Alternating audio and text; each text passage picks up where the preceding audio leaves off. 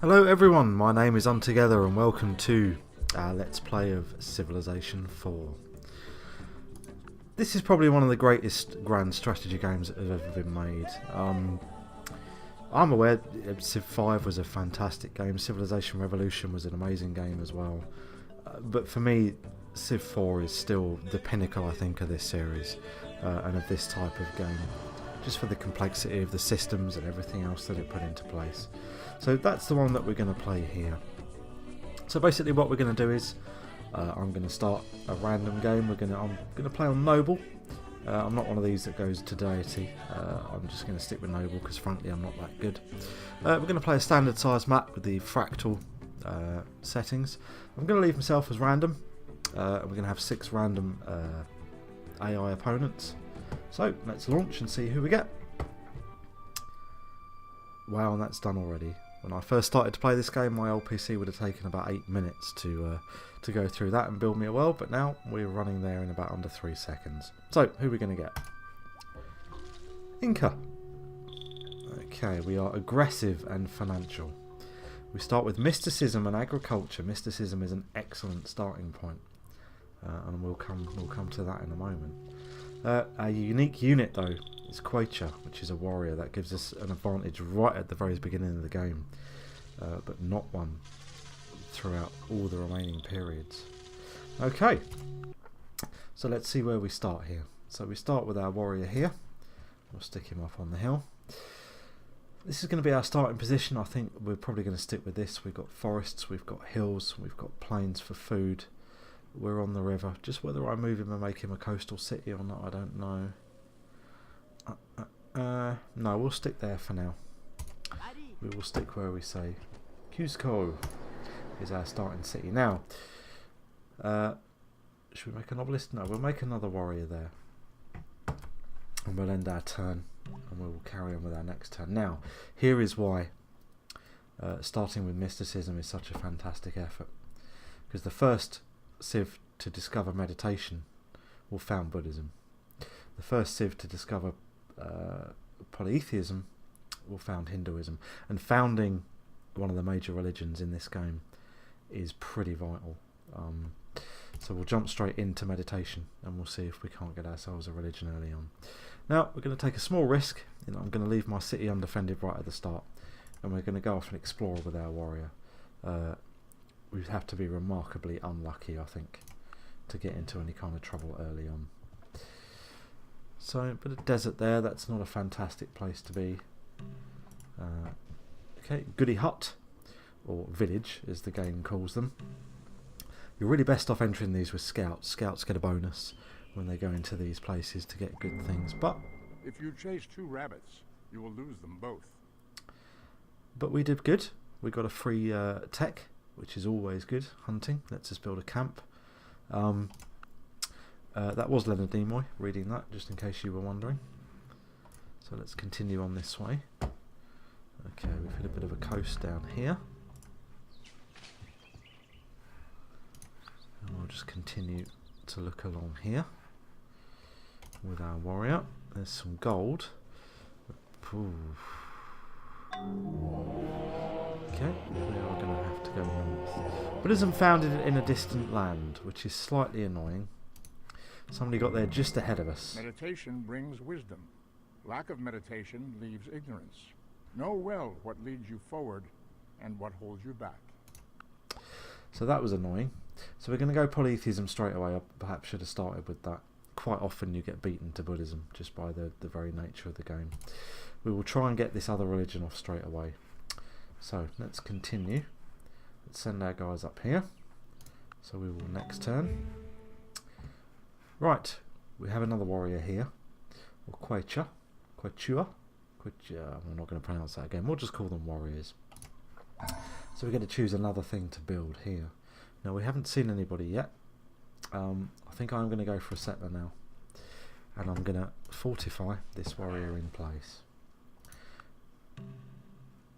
So our early small risk, calculated risk paid off. We could have lost the entire game there if another Civ had turned up. Wow. Okay, so the Milanese are here. Mansa Musa. Okay, there shall be peace in our time. They're obviously not very far away, so we need to be quite expansionist this early on in the game. Is that their warrior? Yes, it is. Okay.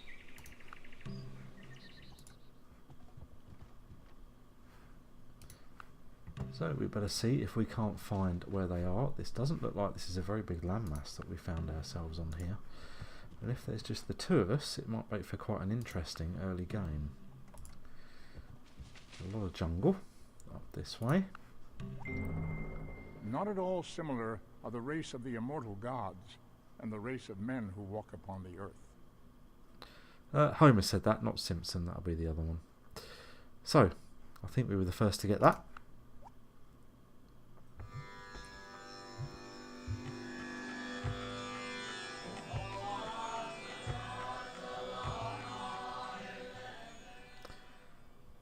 So that's excellent. We have founded Hinduism.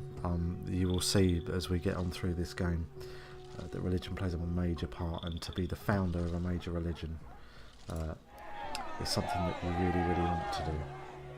It gives us a turn. This is why these are going to be so long now to get these things. It's because we're in a quick turn of anarchy. Well, we sort Hinduism out, but that will have now ended. So what we're going to do here, Panther 2 and 2, they get a defense bonus of 50. So I think I'm going to let them attack us, hopefully, and we'll take that defense bonus. Holy, wow, that was closer than that should have been. So he gains experience. This is something that happens in Civ 4. Individual units will gain experience, and you can see it down here at the bottom left.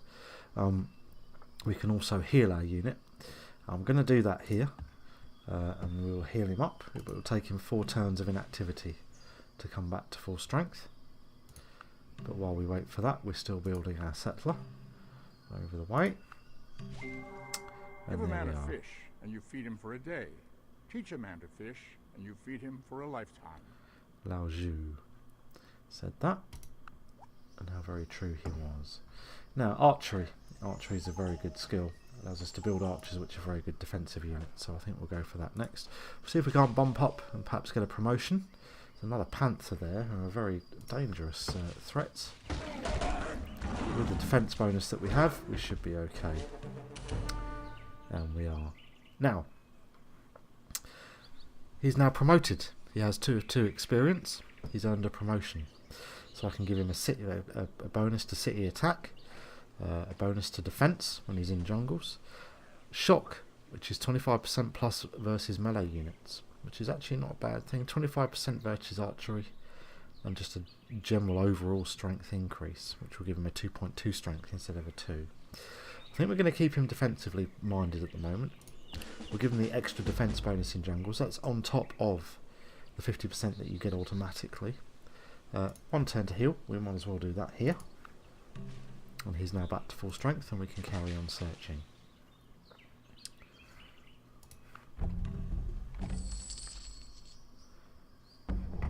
Right, so what happened there was our borders for Cusco expanded. There must have been a village, a goody hut, as I called them earlier, in there, and so we automatically took those on. Our settler's nearly complete, which is great.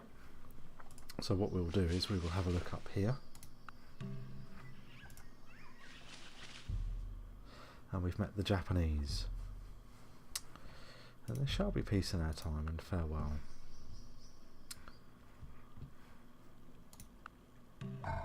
Finally, we've built our settler.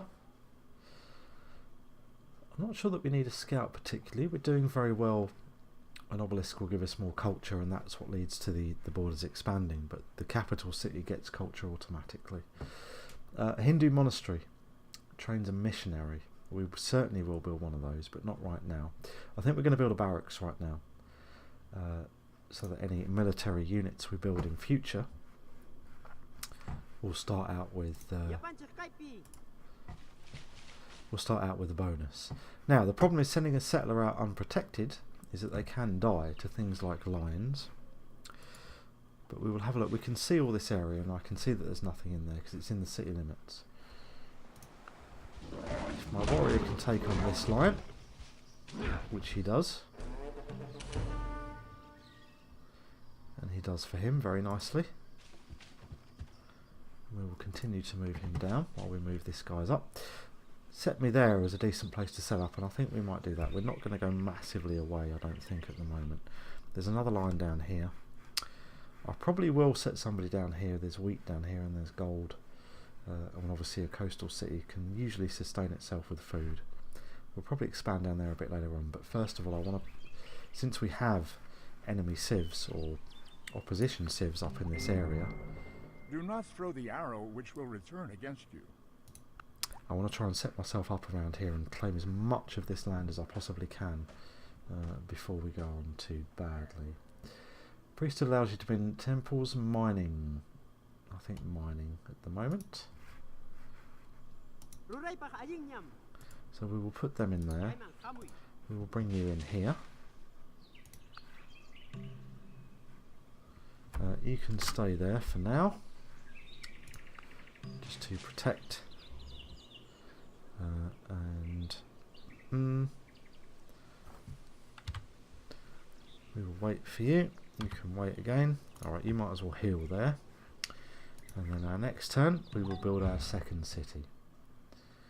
He's telling me to build a worker. That's the thing that we are going to build after this. But first of all, we need, since we have a couple of civs that are relatively close by, I'd like some Tuwalaku. I'd like some defensive units in first. Let's get them on a scout, just to straight away, since it's only 8 points. And the Romans are here as well. My goodness, we've got a lot of civs very close here. Okay. So do you know what? I think you're going to fortify in there, just for the minute. There are too many bad guys knocking around. If they see an undefended city at the moment, they might go for it. Oh my lord. And there's warlike. Okay, you call yourself the warlike Greek Empire. This is going to be a very interesting game. There's an awful lot of civilizations very close by on what doesn't look like a huge piece of land. I might have to send somebody out on a ship just to claim this, just to get another city going. Okay, he's cautious. The man who moves a mountain begins by carrying away small stones. Confucius, again, very true. They do seem to know what they're talking about. That's probably why everybody listens to them. The wheel allows us to build a road. Animal husbandry, pastures. I'm not sure that we've got many things there. Roads are always useful, so let's do that now. Yep, telling us to build another settler. Can only build so many things at a time. So we're just going to sit in tight here, just for a moment until our settler comes up. Now, we've got a barracks here. I'd like to build a couple of archers, I think, and just to get ourselves going there. Now then, I think an obelisk here to get some culture going is not a bad idea. So now we have a scout, and we can start exploring again. And our cities are protected. Push your shoulder to the wheel. Okay, pottery is a cottage, bronze working is an axeman, and masonry for a quarry. Animal husbandry for pasture, and leads to horses. Let's try that first. See, wow, that really wasn't very far away. We've met the Milanese already out here. The trouble is, all the land that's leading up to there is is forest, jungle rather, and so that's going to prove to be a little bit difficult. We might find ourselves very early on cut off into quite a small area here, and with only a couple of cities. We're third in advanced, and that's tech. So we have an archer, and because they were built there with the barracks, they are able to do that. Now I'm going to change my plan slightly. We're going to go settler straight away here. Extra strike, 20% city defence. Well, that's what we want them to do, and they can fortify in our city.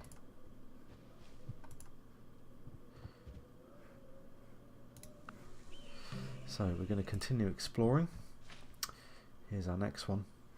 We are all very close in here. Blessed shall be the fruit of thy cattle, the increase of thy kind, and the flocks of thy sheep. Okay, and we're going to do our masonry next. We didn't seem to get any horses revealed in any of the territory that we already own. But let's have a look back here. So we have an obelisk now, so now their city will start slowly to increase, and they will join up with the others. Now then, I'm wondering whether it's worth building and getting to them. Let's get them to build a worker first and then a settler, and we'll see how many cities we can build out. He wants open borders. I always decline that at the start. There's no real point at this stage. I'm not really protecting anything in terms of land that they can't get at. Here's another city down here.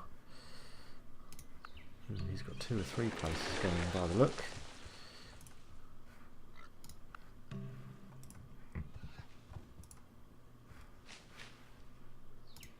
Okay. And he blocks out to the sea there. So there's no way around him at the moment. It is from their foes, not their friends, that cities learn the lesson of building high walls.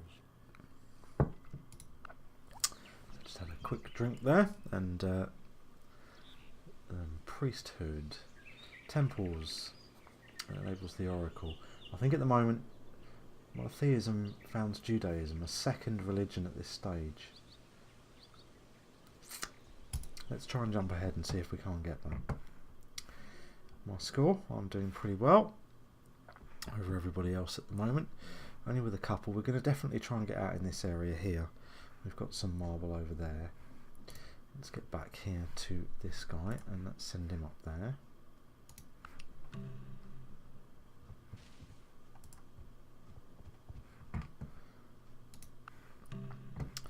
So we just need to keep exploring. This is really what the early game is about, is exploring, finding out where everybody is. Another one. My goodness. So an annoyed Saladin.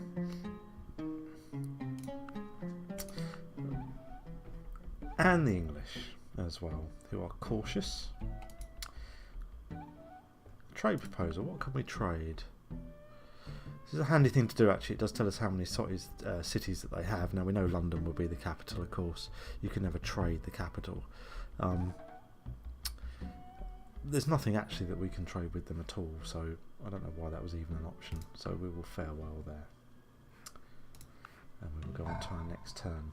Finally, right, another settler here. Telling me to build a warrior. Walls are handy. It gives a lot of extra defence, particularly to archer units and that sort of thing. We're not going to keep churning out those at the moment. I'm going to build another archer now, because I will send the archer up to the other village, to the other city I should say. Now, somewhere down in this area would be fine. I've got to be a little bit careful because you see it's all jungle around here. In fact, the Milanese have set up a city here. Look, they're completely trying to block me in at this stage. So I'm going to set up down here and try and take advantage of this. Where we've got gold, and in there we have some marble. Marble helps us, I think, build certain I can't even think what they're called. Certain wonders quicker, whereas gold gives us a decent, obviously a decent monetary value. So it could be my manufacturing city, could be down here, surrounded by all these hills. It can feed itself with the sea. So let's put him in there. Let's keep our settlers going up here.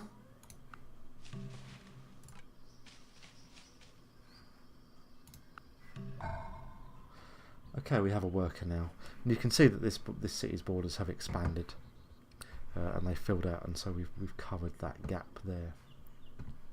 So what do we want to build in here? I think we're going to be fighting sooner rather than later. Let's give you a barracks as well. There's a couple of places our workers can go. We can build a pasture here to the cows. We can build a mine up here. So let's build a mine first. Oh, and they were barbarians, and they are going to probably kill my scout. No, defensive capability of being in the forest helped them out, and that jumped them up 0.2. They almost died. Scouts need to stay alive. There's so much jungle here. We will get them repaired. They've made it there. Now they reckon there. I was thinking you see a coastal city. They're probably saying there just to get that gold in straight away, but I don't want to take in all that desert particularly. So we're going to build here for the start of it. And again, we have an undefended city with an enemy warrior here, but they're friendly at the moment. They're not enemies. I'm going to build the archer that I'm building in the capital. Will come over and will defend these guys. So we're going to have a small risk here. I'm going to build them an obelisk first, and we'll see if that plays out. We'll see if that strategy works in our next video. So thank you very much for this so far. It's shaping up to be quite an interesting game. There's an awful lot of civilizations in a very compact space, which will lead to strife and to wars early on, and that can only be a good thing, or at least in Civ, not in the real world. Okay, so thank you very much, guys. My name's been Untogether, and I'll see you for the next one.